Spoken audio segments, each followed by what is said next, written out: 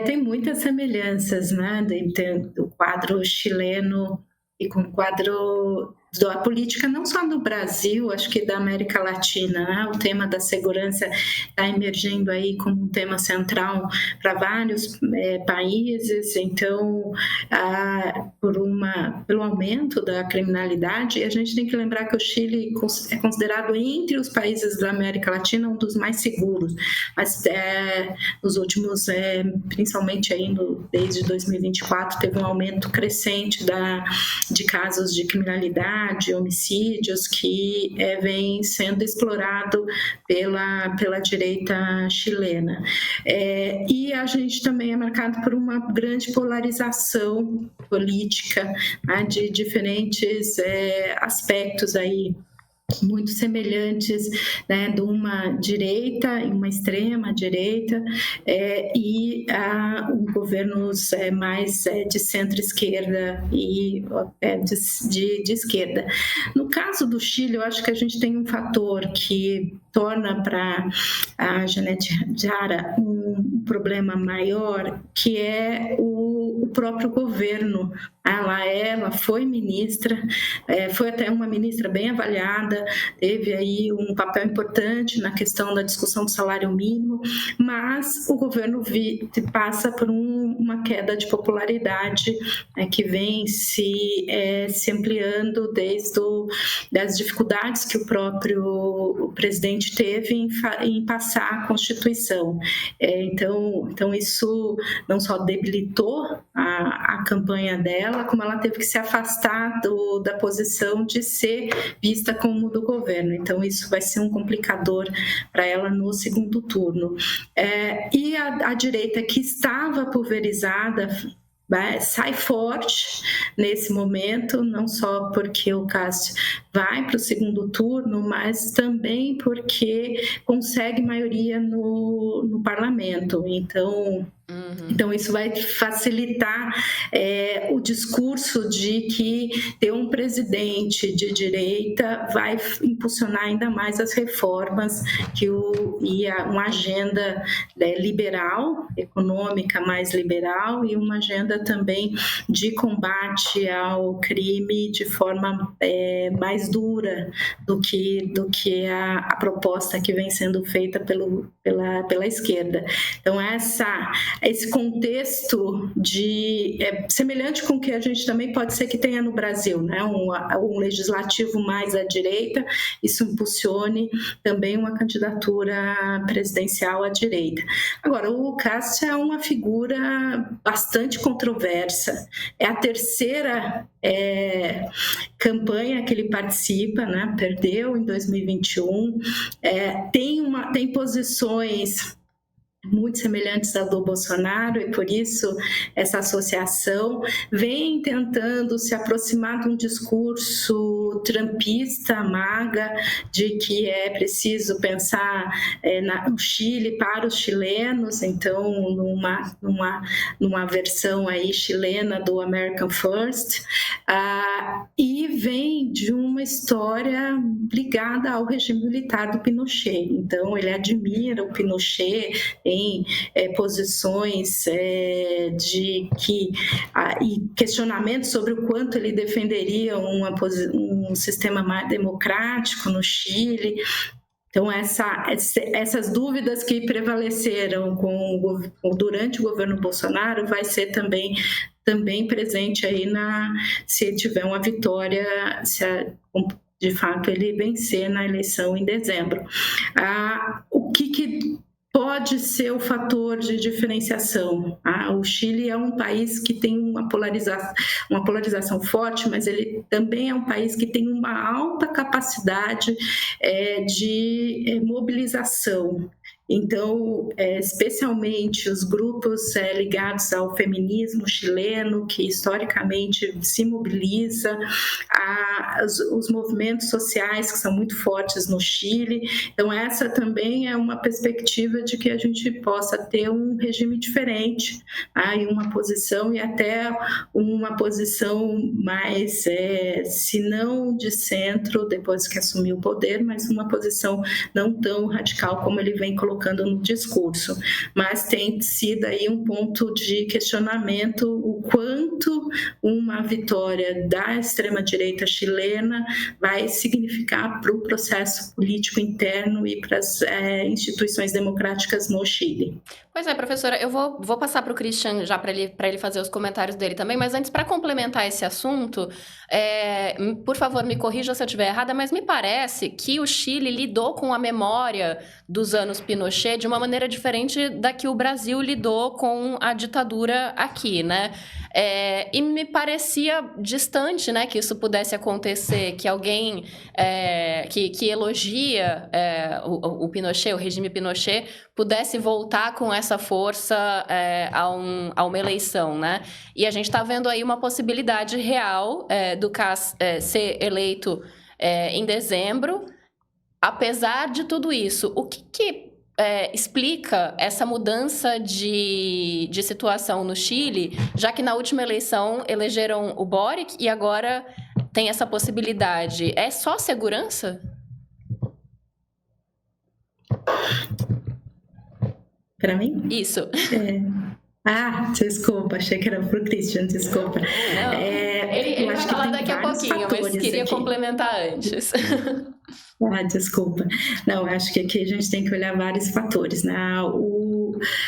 A eleição do Boric em 2021 veio com uma esperança de uma mudança constitucional, que a gente acompanhou aí todos os problemas que aconteceram. Uhum. Então, acho que isso não só debilitou o governo dele, como também gerou uma crítica e uma mobilização muito forte da extrema-direita e da direita chilena. O Chile viveu por muitos anos um modelo de social-democrata muito forte, né? De uma concertação com o centro muito forte na política, mas que veio se perdendo. Eu acho que aqui é resultado também de uma dificuldade que os regimes democráticos têm tido na América Latina de trazer benefícios claros para a população. Então, a discussão sobre a qualidade democrática está muito associada na América Latina aos resultados efetivos da situação econômica, e isso, o Chile é um caso que a gente percebe claramente, né? Tem uma sociedade que foi perdendo direitos sociais e foi também sendo cada vez mais, se tornando cada vez mais do ponto de vista econômico, uma alta desigualdade. Então, isso foi fomentando um discurso mais pró à direita e de exclusão aí das políticas que vêm sendo implementadas pela esquerda. Então, acho que esse é um fator que é estrutural para a América Latina. E no caso chileno, este ano, especificamente, a eleição girou em torno da questão da segurança e da discussão sobre a imigração também.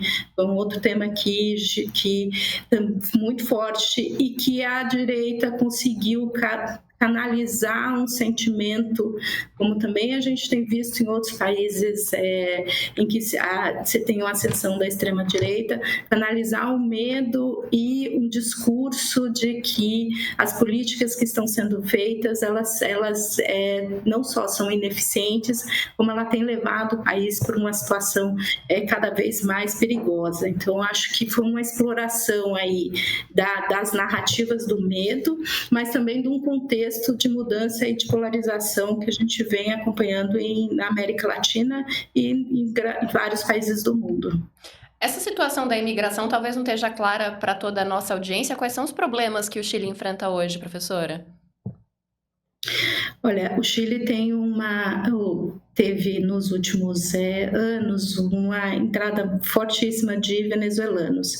Aí, e se associou essa posição, e o que também afetou o Brasil, afetou a Colômbia, mas com uma população chilena, ela é uma população mais homogênea, né, num território muito menor, então a presença, especialmente de venezuelanos, criou aí um sentimento que vem sendo explorado de que essa entrada de venezuelanos ela está associada à questão da segurança. Então, e aí o governo é visto como leniente nas políticas de entrada de pessoas e também de asilo. Então, esse o ponto que tem sido explorado. Como tem uma exploração da discussão sobre a migração venezuelana também nos Estados Unidos, associada à questão da segurança nos Estados Unidos, isso foi muito enfatizado durante a eleição, e isso é parte das questões. E a outra questão também relacionada à imigração é a fronteira com a Bolívia, que também é a entrada de bolivianos, que também é vista como bastante aberta e que gera aí uma série de problemas sociais e na área de emprego, principalmente. Christian. Boa tarde, professora. Tudo bom, Denilde? Antes de mais nada, eu queria fazer uma pergunta, que também é uma exposição um pouco para chegar da pergunta, que é a seguinte: em que medida o Cast, de fato, é um Bolsonaro chileno? Né? Eu gosto muito de comparar Chile com o Brasil, porque, enfim, eu pesquisei isso a certa época da minha vida e continuo com interesse no assunto. Porque, assim, Bolsonaro, as características principais dele, eu acho que são assim: ele é antissistêmico, ele não tem partido, não tinha base institucional, ele era, na verdade, anti-institucional. Né? Ele sempre foi alguém completamente periférico ao sistema, ele era quase um personagem, um palhaço histriônico de extrema-direita. Né? Parece um pouco Hitler. Né? Hitler, estou falando aqui do ponto de vista era um cara que fazia putz, tentava golpe, estava completamente à margem do sistema, foi entrando e de repente... Né? Nesse sentido que eu estou querendo dizer. Quando eu olho para o Cast, eu não sei se ele tem de maneira tão clara esses elementos de populismo e os elementos de antissistema. Né? Isso que eu queria que você falasse um pouco sobre isso. Né? Tanto que teve outro personagem na campanha que era parecer mais claramente populista. Porque eu estudei a história do Chile, a história do Chile parece muito com a história do Brasil. É inacreditavelmente parecida com a história do Brasil desde o século XIX. Tem coisas que acontecem ao mesmo tempo. Tipo, o Estado Nacional chileno construído no final da década de 1830, o Brasil também.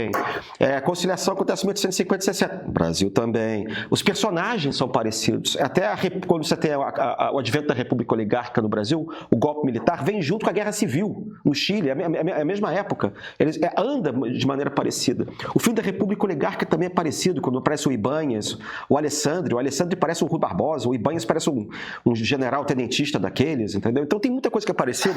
Mas tem uma das coisas que não são parecidas, é o tipo de direita. Você tem um tipo de direita tradicional no Chile, que é uma direita dura, católica, que a gente não tem, tradicionalmente não tem no Brasil, e eu não sei se ela é reacionária. Reacionária no sentido de querer botar a religião acima do Estado. Eu tenho a impressão de que tem uma tradição desse tipo de direita católica dura, e ligada a famílias antigas também, a um certo establishment conservador chileno na duração, e que foi a pessoa que mandou também no governo Pinochet, quer dizer, na ditadura do Pinochet. Então, é aí que vem a dúvida, em que medida o Cast, na verdade, representa um tipo de direita dura chilena que sempre existiu, é mais tradicional, dentro do próprio sistema, do que Bolsonaro foi, na verdade, porque o Bolsonaro parece um aventureiro, né, no ponto que eu estava falando, e eu não sei se o Cast se enquadra nesses requisitos. Christian, você tem razão em dizer que o Castro tem algumas diferenças, né? Primeiro ele está na política, mas se a gente olhar, o Bolsonaro também estava, né? Ele tinha sido deputado por anos antes de ser, então ele estava dentro do sistema político e o Castro também. O que aproxima, e aí o Castro vem de uma tradição católica, bastante conservadora, ele é muito conservador, né? Tem uma posição pessoal, inclusive, conservadora, com relação à oposição da mulher, tem 9 filhos, se não me engano, então tem uma visão sobre que a sociedade precisa voltar ao tradicionalismo chileno, que é um ponto importante para o Chile. Tem, de fato, um catolicismo conservador muito forte no Chile. Mas ele foi se deslocando cada vez mais para um discurso populista, especialmente nessa campanha. Então apesar mesmo a questão do Pinochet, o irmão dele foi parte do governo Pinochet, foi ministro durante o governo Pinochet, então ele tem um histórico de associação com essa direita. Mas na última campanha, especialmente, ele foi se aproximando de um discurso mais populista. E nem é um modelo bolsonarista, né? Ele está muito se aproximando de um modelo populista europeu, né? Muito forte com as lideranças europeias da extrema-direita num discurso, e aí por isso que a questão da imigração é colocada muito fortemente dentro da narrativa da campanha dele, e associando essa a abertura e a entrada de estrangeiros a uma perda dos princípios chilenos e do modelo de vida chileno. Então ele explorou isso muito semelhante, e de outro lado ele tem buscado se aproximar do próprio Trump, no discurso de que é preciso assumir um papel mais duro com relação à imigração, mas também com relação ao combate ao crime. Eu sou a Flávia Tavares, editora-chefe do Meio. Se você já acompanha o nosso jornalismo, sabe como a gente trabalha para trazer a curadoria do noticiário e análises que realmente fazem você pensar. E se eu te disser que a gente tem algo ainda mais exclusivo esperando você? Todos os sábados, a gente traz uma edição especial da newsletter do Meio, com reportagens que aprofundam os temas mais relevantes da semana ou com abordagens e histórias originais. Por exemplo, você conhece como funciona o tráfico internacional de armas no Brasil? Recentemente, a repórter Julia Kekia mostrou detalhes de uma investigação que percorre vários continentes, revelando como armas do leste europeu chegam às mãos de facções brasileiras. Em outra edição, Pedro Doria faz uma análise completa sobre como a direita brasileira está se reorganizando e qual o tamanho da influência de Jair Bolsonaro. Uma reflexão que conecta as peças do cenário político atual de uma maneira crítica e necessária. Numa outra, eu e a Julia conversamos com Pablo Hortelado, Felipe Nunes, Maurício Moura e Renato Meirelles, 4 dos maiores